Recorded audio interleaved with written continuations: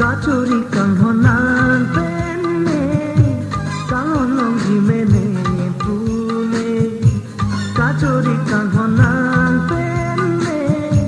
kalonong jimene pune Sevele kine dote nanta senche khalune Sevele kine dote nanta senche khalune Kachori kanghonan kalonong jimene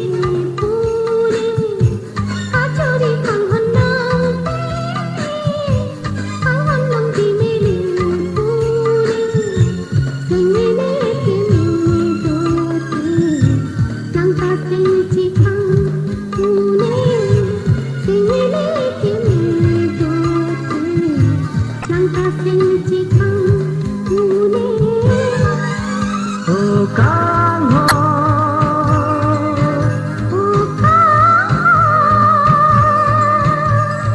Kanghona borno adibabe Dilbina hokri damet tame kanghono mek nanti pute Dolan di kangki rasembe O kangho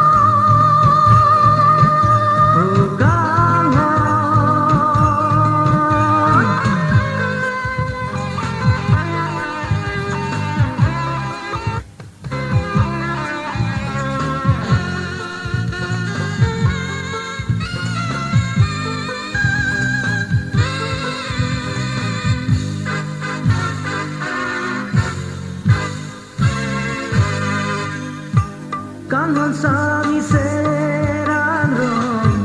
dover tu sengalo cinjui duli molealo Sewi achar namke Jukta chiputike Mawe pone namon pone sengre alo jir alom citarai kadena Kanghon jimau bone pina O kangho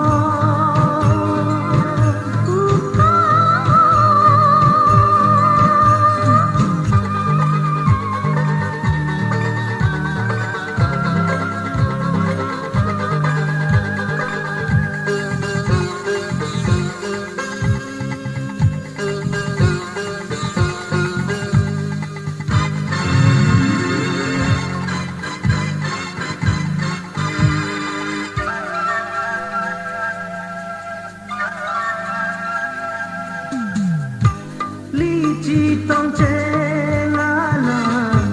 charna me sengola re re doverla non tua Bongi kachi kangala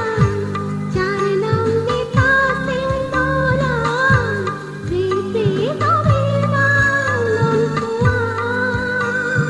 dana makang hon pen boche kang timpe mana Rana ma kanghon ten boche kang timpe mana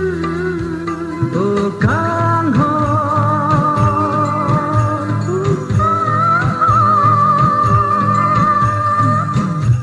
Kachori kanghonan penne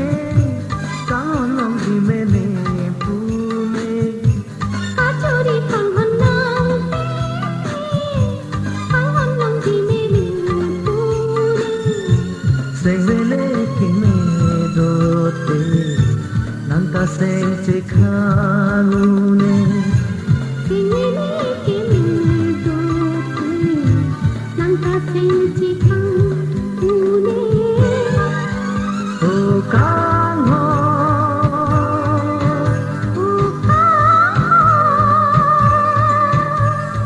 Kanghona borno adibabe